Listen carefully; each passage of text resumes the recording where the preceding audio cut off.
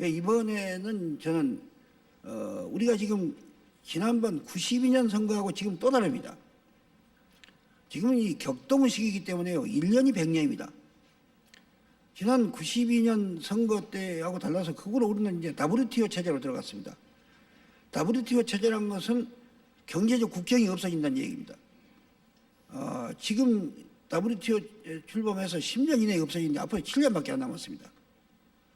이렇게 되면 맞으면 강원도 산골에 있는 옥수수 농가도 미국의 대옥수수 농장하고 경쟁해야 되고, 저기 그 대구 어디에 조그마한 기계 부품 공장도 세계의 기계 부품 공장과 경쟁해야 됩니다. 이런 상황에 있기 때문에 우리는 이 지역 이런 것에 매달려 가지고 대립해 가지고는 절대로 살아남지 못합니다.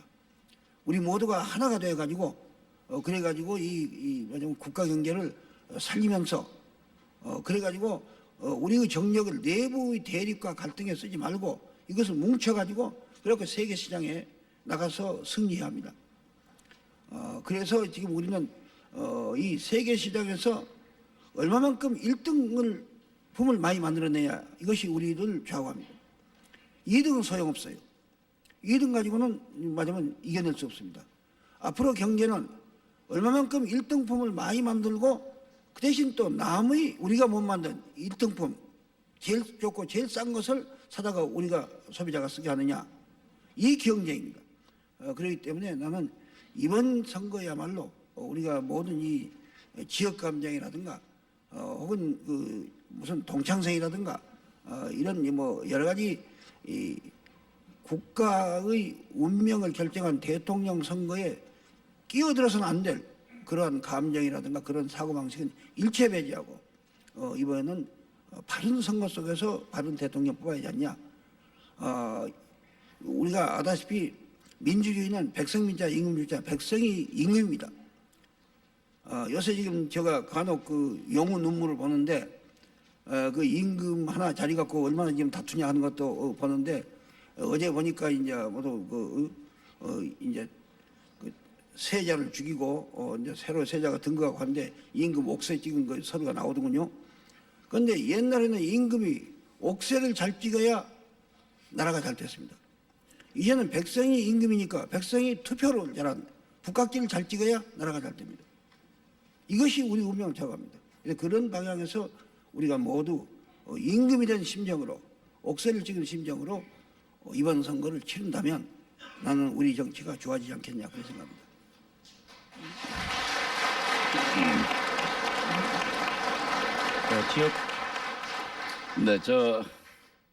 박수 치시는 걸 좀 줄여주시면 김대중 대통령 후보께서 한 말씀 더 할 수 있는 시간을 갖게 됩니다. 그렇게 좀 양해해 주시고, 지금 남은 시간이 한 40여 분 정도 남아 있습니다만은 지금부터는 그 패널들께서 그 대통령 후보로서의 그 정책 구상 능력이라고 할까, 그 위기 관리 능력, 좀 실생활에 관련된 그 내용에 관해서 좀 구체적으로 질문을 해주시고 거기에 좀 대답을 들어봐 주시도록 했으면 좋겠습니다. 지금까지 그 지역 감정 문제와 관련해서 말씀을 하셨습니다만은 대통령 선거에서 가장 중요한 것은 그 대중 동원 이런 걸로 인한 그 고비용 이런 것이 문제가 된 걸로 압니다. 지금 현재 제도를 그대로 두고는 이번 대통령 선거를 치르고 나면은 6개월 후에 6개월 이내에 차기 대통령이 청문회에 설 그런 상황이 벌어질지도 모른다 하는 그런 우려가 있습니다. 그런 측면에서 지금 고비용 그 정치 구조는 개선돼야 한다 그런 여론이 많습니다. 그런데 지금 신한국당과 그 국민의 도차민연 이 여야의 협상 과정을 보면은 처음에 한번 만나서 이야기만 하고는 특위 구성 문제, 다음에 상위에서 해야 된다 이런 문제로 그냥 결렬된 걸로 알고 있는데요. 국민의 여망을 그대로 그 정치권에서 수용해서 빨리 제도를 보완하고 해야 될 거 아닙니까? 그런 데에 대한 보관이 계신지요? 네, 굉장히 중요한 그 질문입니다. 그 문제가 해결되고 못된 것이 우리 장래 정치의 양상을 좌우할 것이고 또 이번 한보 사태에서 우리가 겪은 이 마지막 쓰라린 여러 가지 체험과 손실을 우리가 회복할 수 있냐 없냐 하는 문제입니다. 근본적으로 이 선거의 방식과 양상이 바꿔져야 합니다. 선거를 국가 공영으로 해야 한다고 생각합니다. 그래가지고 돈을 들지 않는 선거, 대통령 뽑은 것이 막중 국사 아닙니까? 이런 국사를 한데 우리는 이 국가에서 어느 정도 돈을 쓸 필요가 있습니다. 그렇게 해서 하고 그래서 개인들이 후보가 돈 가지고 선거를 못하게 이렇게 만들어야 한다고 생각합니다. 그리고 이제 그 다음에는 앞으로 선거는 주로 TV 토론 중앙만 할 게 아니라 각 시도에 가서도 하고 이렇게 해서 TV 토론 혹은 라디오 대담이라든가 신문의 대담이라든가 이렇게 해서 매스미디어의 그 매체를 통해서 우리가 선거 운동을 많이 하는 그런 방향으로 가야지 않는가. 또 그렇게 되어 가면 대중 보고 연설장에 나오라 해도 나오지도 않을 것입니다. 그리고 또 국민이 그런 대중동원에 이제 관심도 없어지고 그러나 이제 그 후보자들끼리 대결이니까 나는 선관위가 중심이 돼서 제한된 횟수의 합동정견 발표는 할 필요가 있다고 생각합니다. 우리가 지금까지 국회의원도 했고 시도의원도 했고 이 시군위원도 다 합동정견 발표를 했는데 대통령만 안 했습니다. 그건 여당이 불리하니까 안 한 거죠. 그러나 이제는 그런 식으로 해서는 안 되고 합동정견 발표를 하되 일체 동원 못하게 하고 동원하게 되면 이제 거기에 여러 가지 강한 제재가 있어야 할 것입니다. 그리고 또한 그 개인이 선전물 돌리는 것을 엄격히 규제하고 선관위에서 배포해 준 이 선거 공보 여기에 개인이 하고 싶은 얘기를 게재하고 글러서 끝이게 만들어야 돼요. 이런 식으로 해서 하면 후보자를 또 돈 쓸 필요도 없고 돈을 쓸 수도 없고 이렇게 되지 않느냐. 이래가지고 선거가 돈 안 드는 선거로 이번에 돌려야겠다. 그런데 이제 이 문제를 가지고 지금 그 여당하고 절벽을 해보니까 여당이 그렇게 하는 방향에 대해서 겉으로 명분은 말하자면 동의를 하면서 구체적인 사안으로 들어가면 의견이 상당히 다릅니다. 그런데 그렇다고 해서 우리가 지금 여기서 포기하지도 않습니다. 저는 이 방송을 듣고 계신 국민 여러분께도 부탁드리고 싶은데 국민 여러분께서 강력히 여야 어느 정당을 막론하고 이 돈 안 드는 공명선거에 대해서 이 말하자면 협력 안 한 그런 일이 있을 수 없도록 압력을 가해 주시고 또 우리도 여당하고 끈질긴 절충을 해가지고 이번에는 반드시 돈 안 드는 선거 부정과 부패 없는 선거를 실현하도록 그렇게 해야겠다고 아주 저 개인도 상당히 노한 결심을 가지고 있습니다. 통일 문제로 넘어가 보겠습니다. 황장엽 씨가 직접 집필했다는 그 조선 문제라는 것의 전문이 일간지에 게재된 적이 있습니다. 시중에는 그 논문의 진위를 문제 삼는 사람들도 있는 모양입니다. 김청재님께서는 어떻게 보시는지 직접 쓴 것으로 본다 아니다라고만 답변해 주십시오. 나보다도 손 선생님이 더 전문가니까 한번 어떻게 보시는지 말 좀 해보세요. 뭐 통일 문제는 김청재님이 가장 전문가가 아니십니까? 근데 그건 통일 문제가 아니고 누가 썼냐 하는 문제인데 그 상식으로 생각하면 본인이 썼겠냐 하는 점이 대목이 그 안에 있습니다. 또 외국서도 의무를 많이 제공하고 있어요. 거기에 대해서. 그런데 지금이야 뭐 본인이 직접 대해서 못 물으니까 알 수가 없습니다. 사실 말해서. 또 공신력 있는 언론들이 그런 본인이 쓰지 않은 것을 보도할 리도 없고요. 그래서 이 문제는 오는 6월 달에 지금 우리는 국회에서 황장엽 씨를 출석시켜가지고 여러 가지 의문점에 대해서 그 사람이 말한 뭐 전쟁 가능성, 북한의 핵보유 문제 혹은 심지어 황장엽 리스트니 이런 문제 등 포함해서 모든 국민적 의혹이 있는 문제를 국회가 밝혀야 한다. 국회는 밝힐 권리가 있고 의무가 있습니다. 그래서 유엔 국회에서 이걸 밝혀야겠다고 이렇게 지금 생각하고 준비하고 있습니다. 현재 황정엽 씨가 통일에 대비해서 남한에 권고하는 그 논리에 대해서는 어떻게 보십니까? 그 논리에 대해서 지금 그 남한에 대해서 권고한 문제는 북한에 대해서 말하자면 북한 정부가 빨리 망하도록 하라는 그 권고 그 말입니까? 그것도요 황정엽 씨하고 직접 안 얘기해봤기 때문에 잘 모르겠는데 저희 생각은 또 지금 우리 정부 기본 정책도 그렇지만 미국, 일본, 중국, 러시아 이런 나라들이 다 지금 북한이 빨리 망한 것이 큰 혼란이나 혹은 무력 도발의 사태를 가져올 수도 있다. 그리고 망했을 때 이 남한이나 주변 국가들의 그 피해가 굉장히 크다. 그러니까 북한을 연착륙시켜서 제가 말하는 햇빛 정책인데 연착륙시켜서 이래가지고 개혁 개방 쪽으로 유도하는 것이 이것이 가장 바람직하다. 이런 정책들을 가지고 있고 저는 뭐 20여 년 전부터 그러한 정책을 해왔는데 이번에 제가 미국 가서 국방대학원에서 그 군사 전문가들 또 안보 전문가들 수십 명하고 한 3시간 토론했습니다.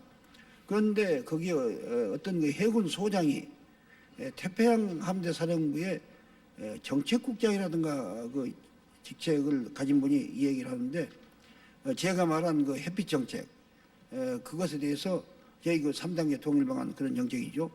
거기에 대해서 자기들이 지지한다.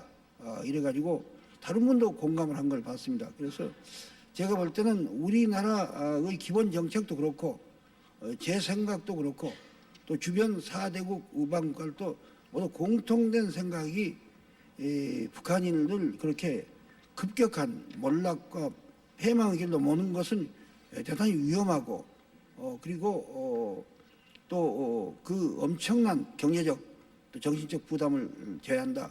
그렇기 때문에 연착륙시켜서 개혁 개방으로 끌고 간 것이 제일 바람직하다. 이거는 제가 볼 때 우리 이 진영 전체에 말하자면 공통된 합의 컨센서스가 성립되어 있는 걸로 합니다. 6월 국회에서 황정엽 씨를 출석시켜서 만약에 그 문제의 황정엽 리스트가 있다는 것이 확인된다고 한다면 공개를 요구하실 생각이십니까? 그게 당연히 그래야죠. 있으면 공개해야죠. 감사합니다. 김 총재께서는 선거 때만 되면 이 색깔론 사상 논쟁 때문에 좀 피해를 많이 보신 것으로 기억이 됩니다. 그런데 그것이 지금 말씀하신 것처럼 그런 햇볕론 때문이 아닌가 이렇게 생각이 됩니다. 그동안 그 통일 정책 가운데 보면은 물론 북한하고는 북한의 고려 연방제하고는 다르지만은 연방제라는 것이 들어가 있는 것으로 알고 있습니다.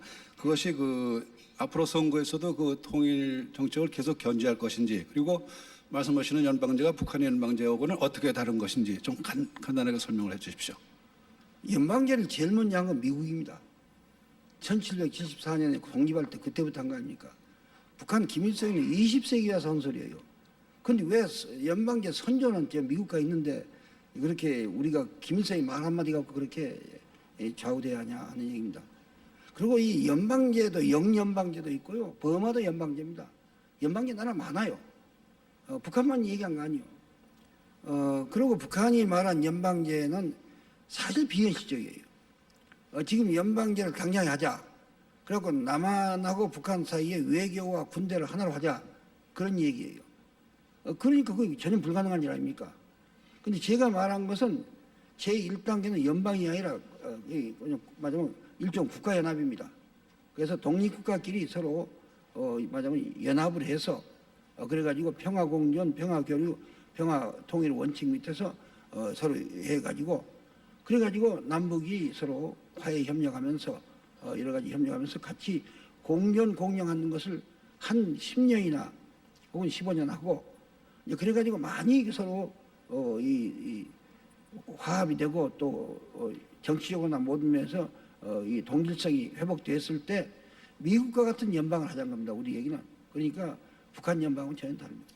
문제는 그 체제가 다른데 그 연방제가 가능하나 하는 문제가 하나 있고요. 그다음에 하나는 김 총재께서는 그 정치 생활의 대부분을 군사 독재 체제하고 투쟁한 것으로 나타나 있습니다. 그런데 지금 북한에 저런 군사 독재 체제가 없습니다.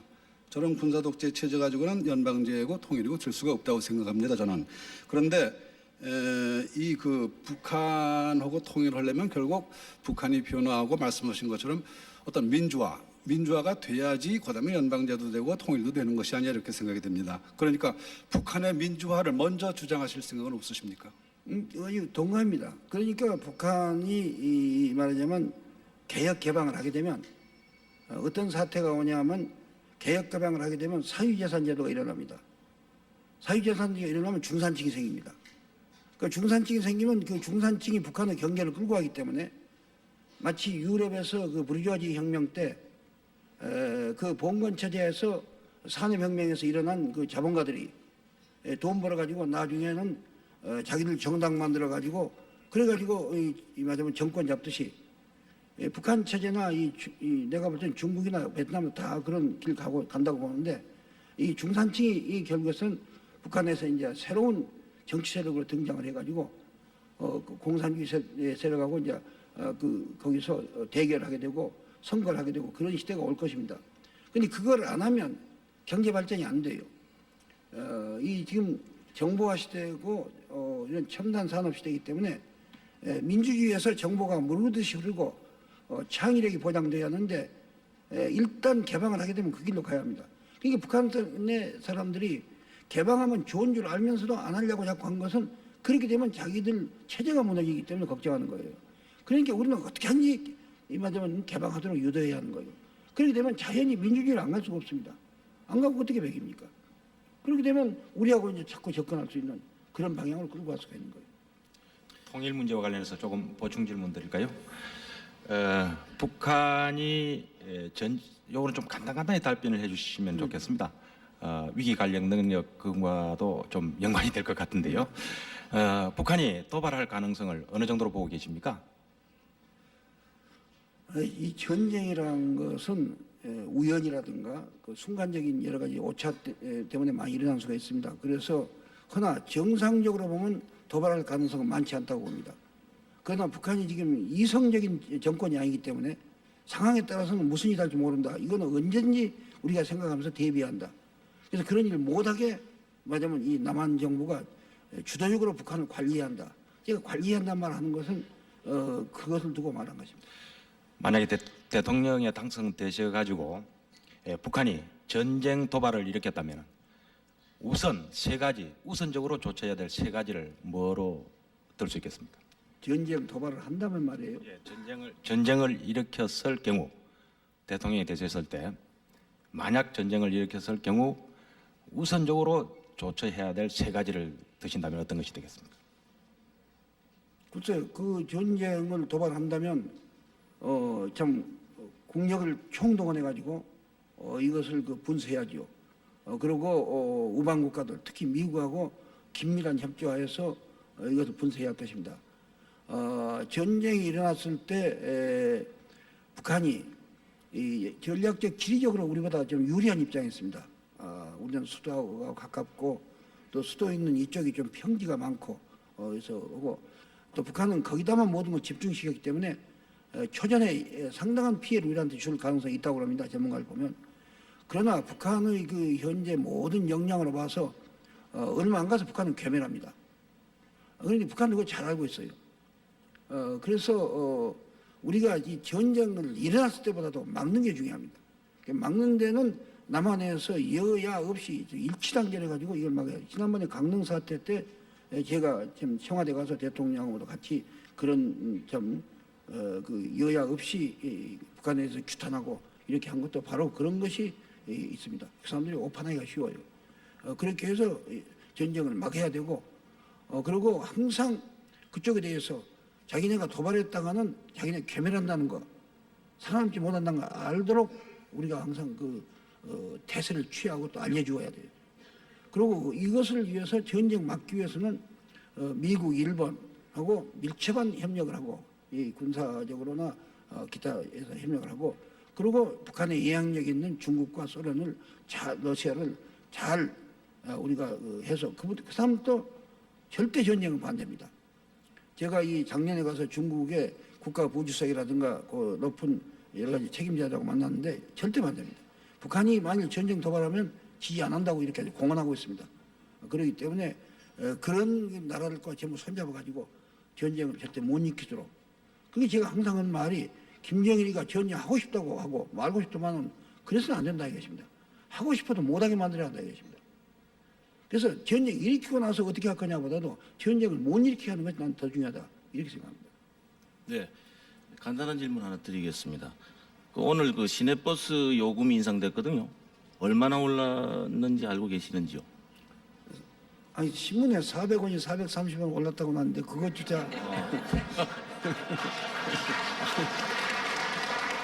그래 잘 알고 계시면 말입니다.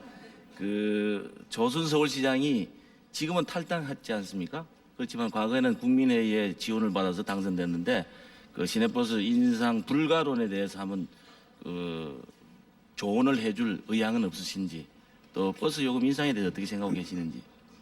첫째 나는 그 조순 시장을 내가 참 신임하고 믿는 처지이기 때문에 그분이 그런 결정했을 때는 그만한 이유가 있었을 것이다 이렇게 생각은 합니다.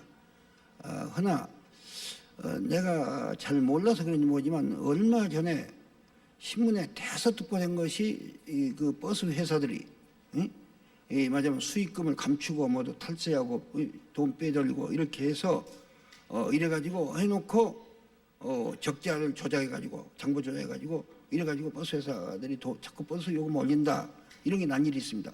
그리고 심지어 거기에 대해서 그동안에 그렇게 맞으면 부당하게 인상해갖고 한 것은 돌려줘야 한다 이런 말까지 났어요.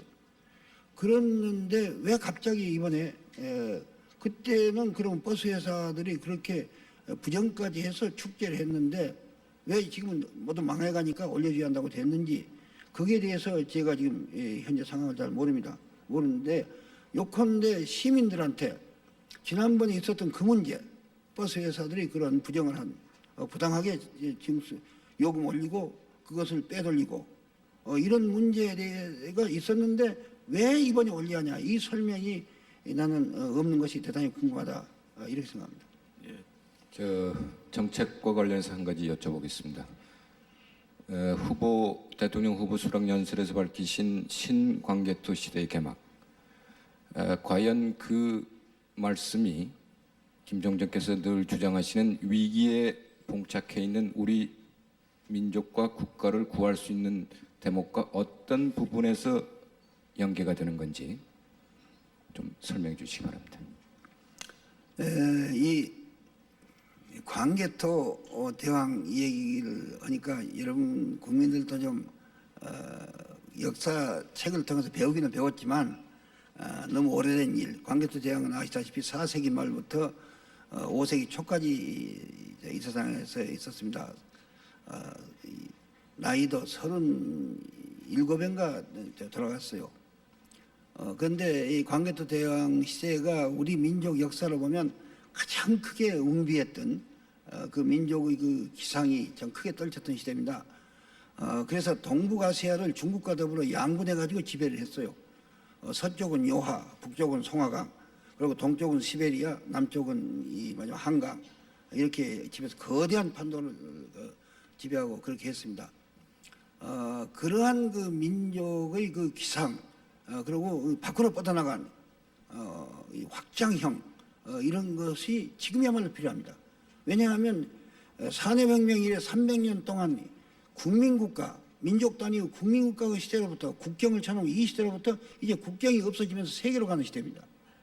그러니까 이 말하자면 이제 우리가 세계로 뻗어나가야 돼요. 그러지 않으면 우리는 장래가 없습니다. 그런데 이 세계로 뻗어나가는데 그럼 그때하고 똑같이 영토 점령한 거냐? 그건 아닙니다. 그때는 영토를 점령한 것이었지만 지금은 시장을 확대해 가는 거예요. 세계 시장을 확대해 가고 그때는 무력 가지고 했지만 지금 경제력 가지고 하는 거예요. 그리고 그때는 동북아시아가 세계였습니다. 그 세계에서 둘러 갈라서 했는데 이제는 이제 전 지구가 세계예요. 그 지구 속에 둘러 갈리지 않고 하나의 지구 속에 이제 뛰어드는 것입니다. 뭐 이 차이가 있지만 여하튼 우리가 말하자면 세계 속으로 뛰어들어서 그래가지고 선두에 서서 말하자면 국력을 신장시키는 이런 시대가 돼야 한다. 이런 의미에서 우리가 말하자면 그런 밖으로 크게 뻗어나가는 그런 시대를 만들어야 하지 않냐? 그럼 그게 가능하냐?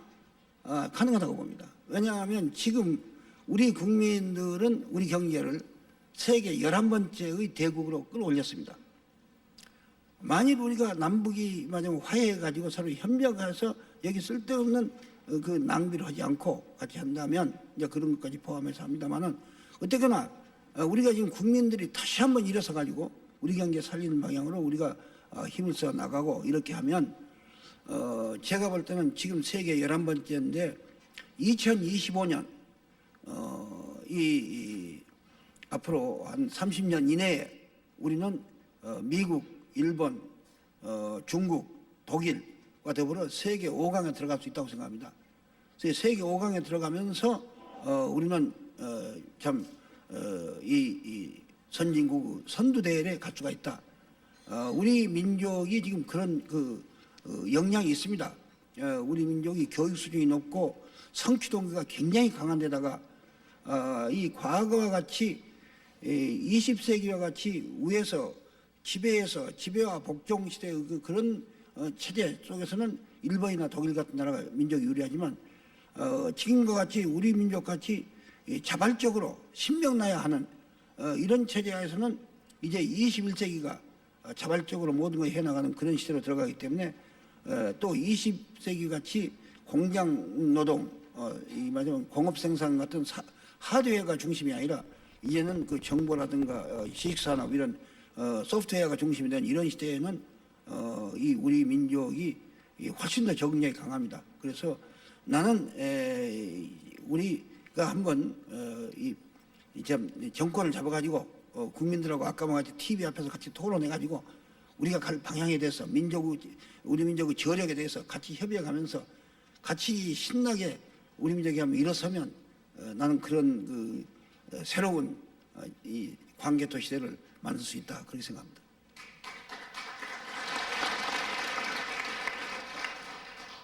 후보분들이 보통 공약을 할 때는 장밋빛 공약을 여러 가지 나열합니다. 실질적으로 그런 것을 추진하기 위해서는 여러 가지 현실적인 제약이 따르게 말입니다. 구체적으로 그 공약 하신 그 내용들 과거에 그 중에서 뭐 가능한 문제 중에 이 문제에 대해서는 어떻게 생각하시는지 한번 여쭤보겠습니다. 행정의 그 효율성을 높이기 위해서는 행정 그 조직을 개편하고 또 행정 그 단계를 갖다가 줄여야 된다 이런 여론도 있습니다. 또 그 공무원의 수를 갖다가 줄여야 된다 이런 여론도 있습니다. 여기에 대해서 총재께서는 어떻게 생각하시며 또 이제 정책과 관련해서 대체로 이제 말씀을 하실 때 서민들 다음에 그 소외계층들 다 보호하시고 잘 해줘야 된다. 농어민 부채도 탕감해야 된다. 그리고 중소기업도 살려야 된다. 이런 것을 하려면 국가에서 상당한 그 예산이 확보돼야 될 거 아니냐. 그런 그 재원 확보 방안이 있는지. 또 서민들 우리 그렇게 된다면 또 결국은 일반 국민들에게는 세 부담이 늘어나는 거 아니냐. 이건 또 상충되는 거 아니냐. 그런 것은 어떻게 설명하실 수 있는지 간단히 말씀해 주십시오. 네, 이 먼저 행정 기구 개혁 이 문제하고 또 행정 제도 개혁 이 문제 간단히 얘기하겠습니다. 행정 기구는 반드시 개혁해야 합니다. 미국은 2억 5천만 원 나라인데 이 정부 부처가 18개 있습니다. 그런데 우리는 4,500만 원 나라인데 국무위원이 23명 있습니다. 엄청나게 지금 우리가 벌려놓고 있습니다. 이러기 때문에 돈만 많이 들어간 것이 아니라 비능률이 거기에 겹쳐가지고 혹은 이제 부정부패가 또 겹칩니다. 이래서 곤란합니다. 그래서 이 누가 집권을 하든지 집권해서 1년 이내에 대폭적으로 개혁을 해야 합니다. 뉴질랜드가 지금 세계에서 대표적인 나라인데 뉴질랜드는 이 교통부 직원이 4,300명이었던 것이 놀랍게도 67명으로 줄였습니다. 그러니까 줄어갔어요. 이 우편국 제도를 아주 그냥 민영화해가지고 과거에 매년 수백만 원씩 적자 보던 것이 이제는 오히려 민영화해주면서 그 로열티로서 수백만씩 수입하고 있습니다. 뉴질랜드는 관상대, 기상대 정보도 민영화해가지고 팔아가지고 돈벌이 하고 있습니다. 이렇게 해서 만약은 정부가 이 국가의 기본적인 계획이라든가 이 환경 문제라든가 치안 문제라든가 국방 문제라든가 이 사회복지 이런 등등 국가가 아니면 못할 일 빼놓고는 다 버려야 합니다. 다 버려서 민간 줘야 합니다. 뭐 지금 엄청나게 많이 가지고 있는 거 말하자면 집행관계 이런 거 국영기업체 이런 거 다 내겨줘 버려야 합니다. 그렇게 하고 정부가 아주 적은 정부 큰 사회를 만들어야 합니다. 그런데 지금 큰 정부 적은 사회가 되어 있어요.